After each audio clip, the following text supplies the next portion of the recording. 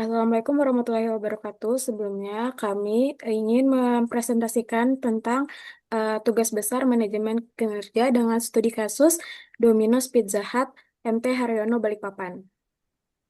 Next.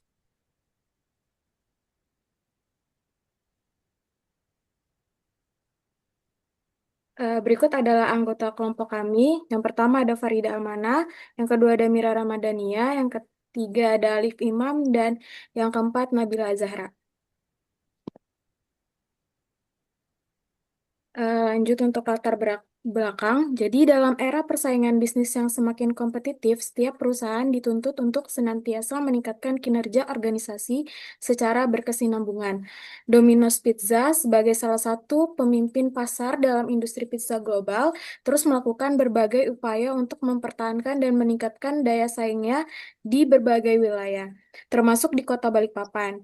Oleh karena itu, diperlukan pendekatan manajemen kinerja yang tidak hanya berorientasi pada hasil keuangan, tetapi juga mencakup berbagai aspek non-keuangan yang berkontribusi terhadap kesuksesan jangka panjang.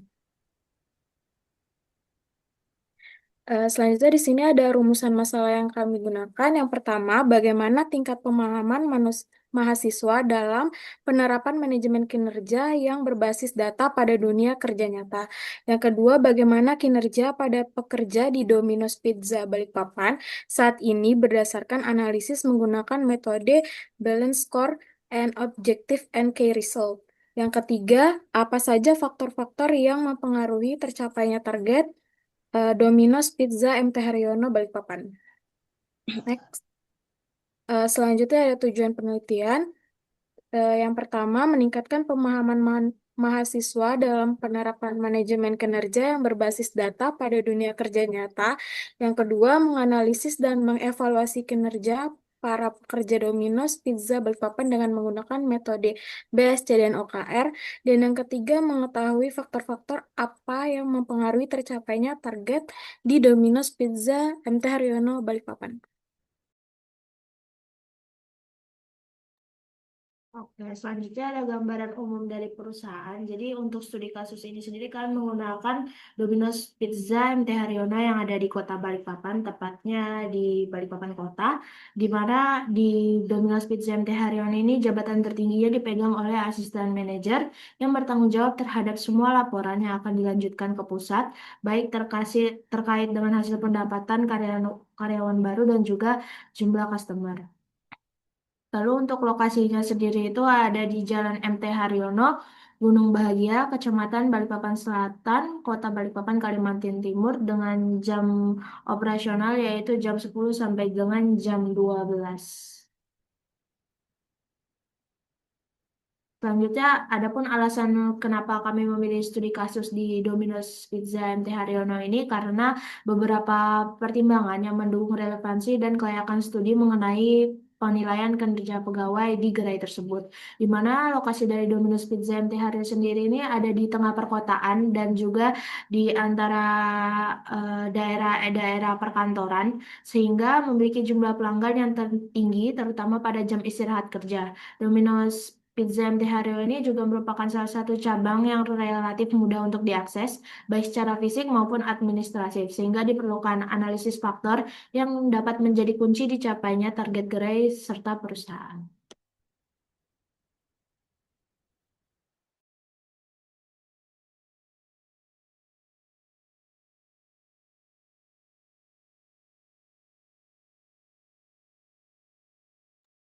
Baik, selanjutnya ini merupakan metode Balanced Scorecard, di mana metode Balanced Scorecard atau BSC adalah sebuah pendekatan manajemen strategis yang digunakan untuk mengukur dan mengelola kinerja organisasi secara menyeluruh.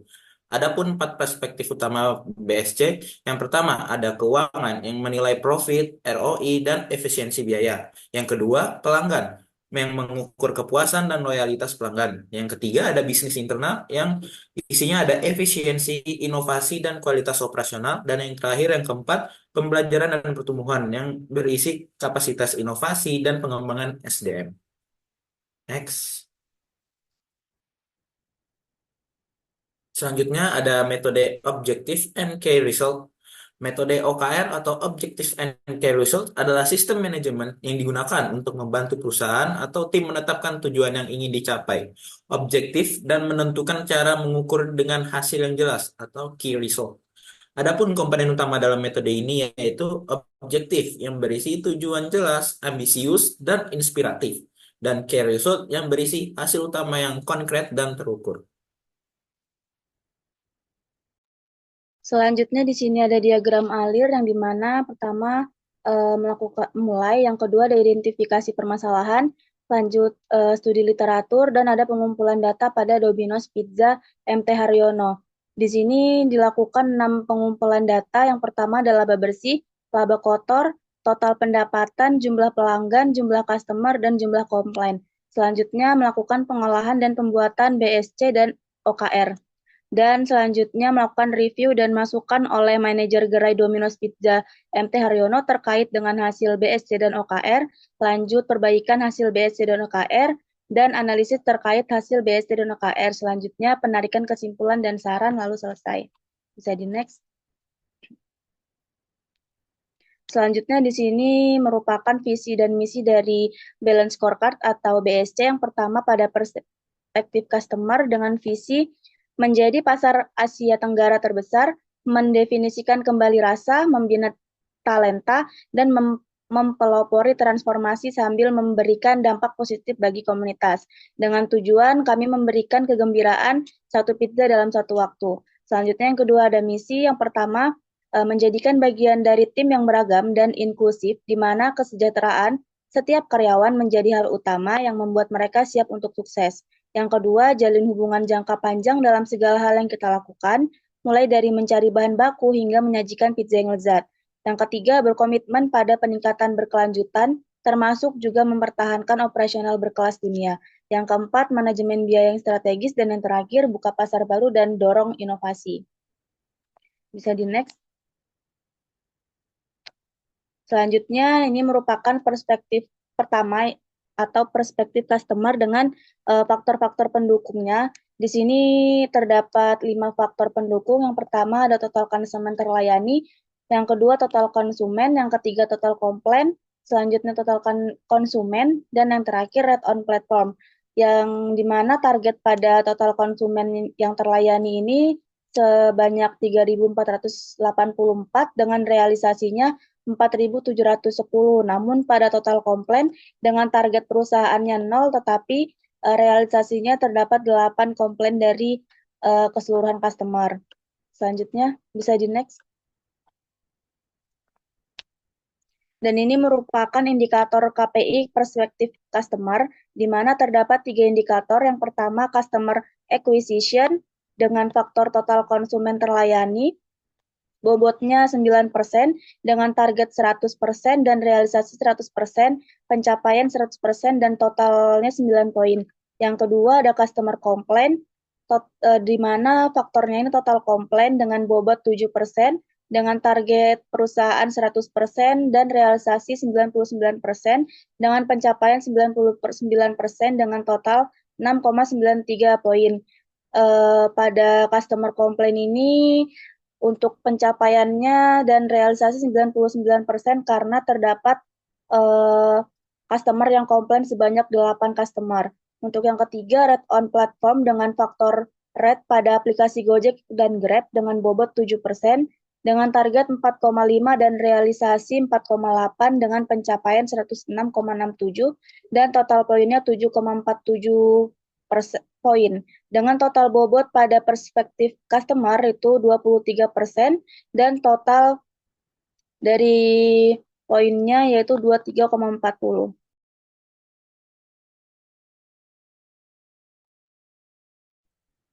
Oke, selanjutnya adalah perspektif keuangan. Di perspektif keuangan ini ada beberapa faktor seperti laba bersih, total keuangan, laba kotor, total penjualan, dan juga sales budget. Nah, jadi untuk laba bersihnya itu target untuk di bulan Mei-nya itu 100 juta, tapi di realisasinya mencapai 200 juta. Lalu untuk total keuangannya 427 juta dengan realisasi 559 juta. Laba kotor 263 dengan realisasi 379 juta dan sales budgetnya di bawah 15%, namun di realisasi itu mencapai 17%. Jadi untuk yang melebihi kurang dari target itu di sales budget sih.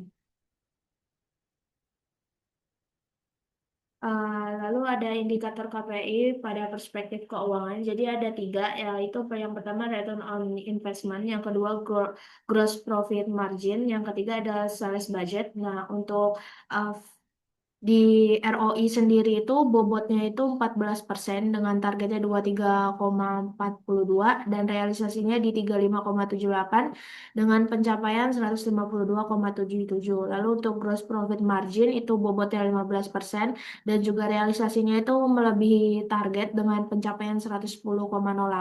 Lalu untuk sales budgetnya sendiri itu bobotnya 11% dengan realisasi yang kurang dari target, yaitu karena melebihi 15%, yaitu 17% dengan pencapaian 88,24. Jadi untuk total di perspektif keuangan ini ada 47,61 dengan bobotnya 40%, yaitu merupakan bobot paling besar di antara 4 perspektif.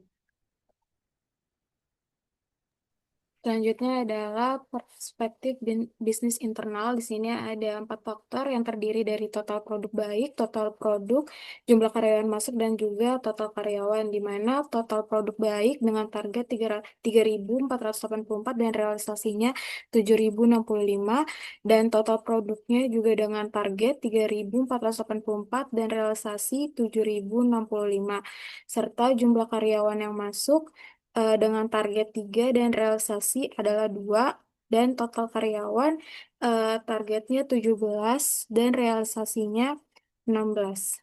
Next.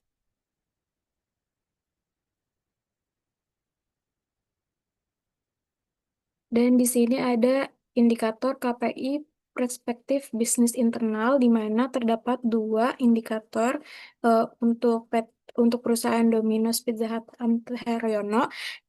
Yang pertama itu produk quality dan juga tingkat perekrutan karyawan, di mana terdapat bobot 15% dengan target dan realisasi 100% dan total poin sebesar 15. Dan untuk tingkat perekrutan karyawan dengan bobot 6%, didapatkan target 18 dan realisasinya itu adalah 13 dan totalnya sebanyak 4 poin dan dihasilkan 19 poin dengan total bobot 21%. Next.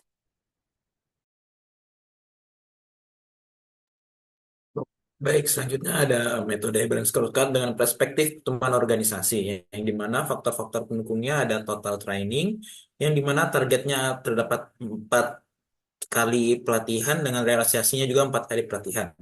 Baru itu ada total karyawan yang mengikuti training sebanyak targetnya ada 14 orang, yang terrealisasikan juga 14 orang. Selanjutnya ada OSC score yang targetnya 70%, tapi realisasinya hanya 63%. Next. Selanjutnya ada faktor pendukung perspektif dalam KPI-nya. Ini ada indikator yang pertama ada kegiatan training. Faktornya total training, bobotnya sebesar 6% dengan target 4 kali pelatihan. Realisasinya juga sebanyak 4 kali pelatihan. Pencapaiannya 100% dengan total ininya 6. Selanjutnya ada employee training dengan faktornya total karyawan training dengan bobot sebesar 5%, yang dimana targetnya ada 14 orang yang mengikuti training dengan realisasinya juga yang mengikuti 14 orang dengan pencapaian 100% dengan total skor 5. Dan selanjutnya ada OSC score, di mana faktornya ada tingkat perkembangan setelah pelatihan, yang dimana bobotnya ini 5% dengan targetnya ada 70% dan realisasinya tapi hanya 63% dan pencapaiannya 90% dengan total skor 4,50, di mana untuk semua bobotnya di sini totalnya ada 16% tetapi untuk skornya cuma 15,50. Berarti di bagian OSC skor diadakan evaluasi atau pertimbangan.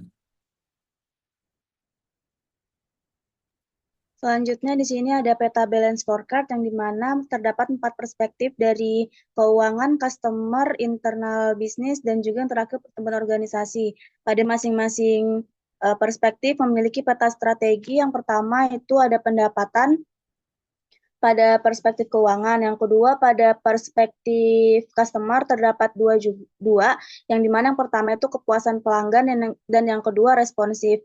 Untuk perspektif yang ketiga, internal bisnis itu terdapat dua peta strategi. Yang pertama, peningkatan kualitas produk dan ketepatan waktu. Dan yang terakhir ada pertumbuhan organisasi dengan peta strateginya budaya inovasi dan penghargaan terhadap sumber daya manusia.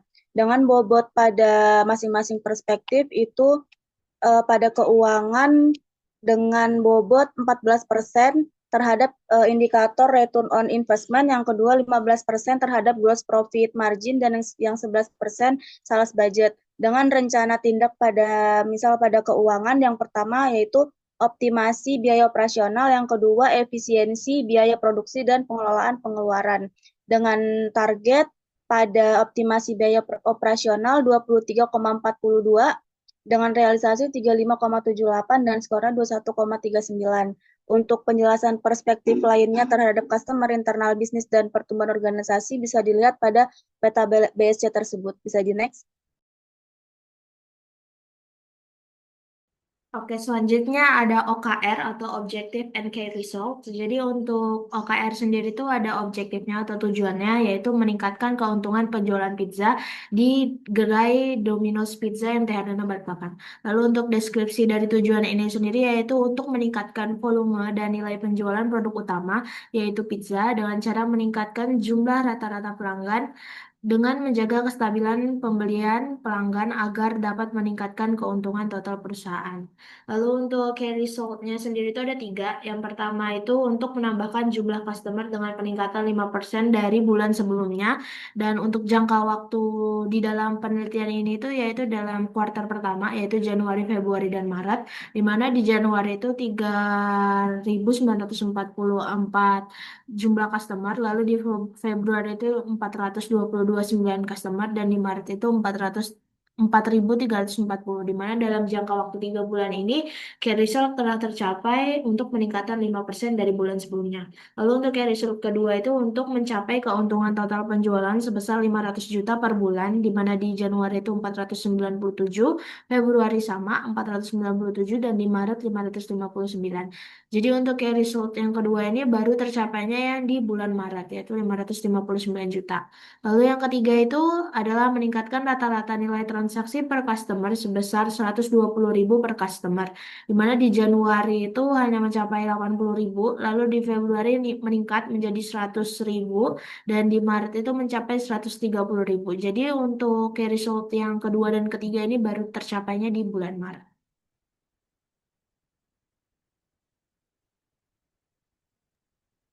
Selanjutnya ada perbandingan dari hasil BSC dan OKR. Pada BSC sendiri, pada pelanggan itu target terlampau dan rating layanan tinggi dengan nilai 8,8 4,8 meski masih ada komplain. Yang kedua, pada perspektif keuangan, terdapat laba bersih dan kotor yang melebihi target, namun pengeluaran sedikit melampaui batas. Pada perspektif proses internal, kualitas produk sangat baik, namun rekrutmen masih belum mencapai target.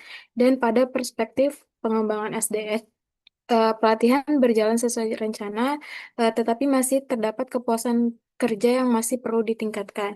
Sedangkan pada OKR, difokuskan pada peningkatan penjualan. Yang pertama, jumlah pelanggan meningkat stabil tiap bulan, dan yang kedua, penjualan meningkat melebihi target pada bulan Maret sebesar 559 juta, dan yang ketiga, rata-rata belanja per pelanggan naik signifikan sebesar 130.000, di mana Domino's Pizza berhasil mencapai sebagian besar target strategisnya baik melalui BSC dan OKR, namun ada beberapa aspek yang masih non-finansial seperti kepuasan kerja dan komplain pelanggan yang masih perlu diperbaiki untuk ke depannya.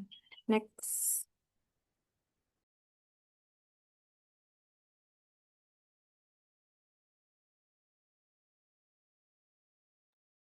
Baik, selanjutnya ada rencana tindak lanjut dan monitoring, yang dimana pada aspek sales Rencana tindak lanjutnya adalah menjalankan local store marketing dan lebih giat dalam kegiatan marketing, di mana tindakan monitoring yang dilakukan adalah grafik pertumbuhannya, jumlah pelanggan per bulan tuh dilihat apakah mencapai target naik 5%. Baru tuh ada total penjualan bulanan melebihi 500 juta, baru tuh rata-rata pembelian per pelanggan eh, melebihi 120.000. Selanjutnya ada jumlah dan jenis aktivitas promosi yang dilakukan, betul, dan terakhir ada evaluasi efektivitas kampanye marketing. Selanjutnya ada aspek customer, di mana rencana tindak lanjutnya adalah memberikan pelatihan pelayanan terhadap karyawan dan memberikan feedback atas pelayanan yang diberikan. Monitoring yang dilakukan ada survei kepuasan pelanggan setiap bulan dan jumlah komplain pelanggan dan jenisnya. Selanjutnya ada peningkatan rating layanan pelanggan target melebihi 4,5. Selanjutnya ada evaluasi hasil pelatihan. Yang terakhir ada observasi langsung atau mystery shopper. Next. Yang selanjutnya ada aspek proses internal, di mana rencana tindak lanjutnya ada cara meningkatkan target operasional, yaitu dengan menjaga kebersihan. Selanjutnya ada meningkatkan kepedulian karyawan terhadap store, dan yang terakhir memberikan pelatihan. Monitoring yang dilakukan adalah audit kebersihan mingguan. Itu ada penilaian store compliance atau dalam kurungnya dokumentasi visual atau form penilaian. Baru itu ada evaluasi keterlibatan karyawan yang melalui survei atau laporan supervisor. Baru itu ada pelaporan masalah operasional harian dan jumlah pelatihan dan tingkat kehadiran karyawan. Selanjutnya ada aspek people. Rencana tindak lanjut yang dilakukan adalah melakukan training untuk meningkatkan pengetahuan tentang operasional dan menciptakan lingkungan kerja yang sehat. Monitoring yang dilakukan adalah jumlah training yang dilakukan dan tingkat kelulusan peserta. Hasil evaluasi training atau pre-post test feedback peserta. Survei dan selanjutnya ada survei kepuasan kerja karyawan, ada tingkat turnover karyawan dan jumlah keluhan internal atau konflik kerja. Next. Selanjutnya adalah kesimpulan. Yang pertama, dalam tugas besar ini digunakan dua metode utama, yaitu BSC dan juga OKR. BSC digunakan untuk menilai kinerja perusahaan dari empat sisi penting, yaitu segi keuangan, pelanggan, proses internal, serta pembelajaran dan pertumbuhan. Sementara OKR digunakan untuk menetapkan tujuan yang disertai hasil utama yang spesifik dan terukur, yang membantu perusahaan fokus pada target yang ingin dicapai dalam waktu tertentu. Melalui penerapan kedua metode tersebut, kami analisis pengukuran kinerja pada Domino's Pizza MT Haryono Balikpapan, sehingga dengan adanya tugas besar ini kami sebagai mahasiswa dapat memahami pengukuran kinerja tidak hanya soal angka, tetapi juga tentang strategi, efisiensi, dan perbaikan berkelanjutan. Kesimpulan yang kedua, berdasarkan hasil pengukuran melalui balance scorecard dan OKR, dapat disimpulkan bahwa kinerja Domino's Pizza MT Haryono secara umum sangat baik, terutama dalam aspek keuangan, kepuasan pelanggan, dan peningkatan penjualan. Tetapi masih terdapat beberapa aspek yang perlu ditingkatkan seperti efisiensi anggaran, rekrutmen tenaga kerja, dan efektivitas pelatihan. Meski demikian, pada pencapaian target utama perusahaan menunjukkan strategi yang sudah efektif dan mendukung pertumbuhan bisnis secara berkelanjutan. Yang ketiga, target Domino's Pizza MT Haryono Balikpapan didorong oleh kombinasi faktor internal yang saling berkaitan. Faktor pendukung utama adalah tingginya kualitas produk dan pelayanan, strategi promosi yang tepat sasaran, serta kinerja keuangan yang melampaui target.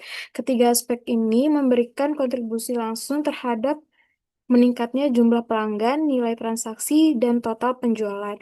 Namun demikian, juga masih terdapat faktor penghambat yang perlu menjadi perhatian seperti ketidaksesuaian jumlah karyawan dengan kebutuhan operasional, efektivitas pelatihan yang belum optimal sebagaimana tercermin dari rendahnya nilai OSC, serta realisasi anggaran promosi yang melebihi batas ideal. Oleh karena itu, peningkatan berkelanjutan terhadap aspek sumber daya manusia dan efisiensi anggaran menjadi kunci untuk mempertahankan dan mendorong kinerja Domino's Pizza MT Haryono Balikpapan ke tingkat yang lebih tinggi.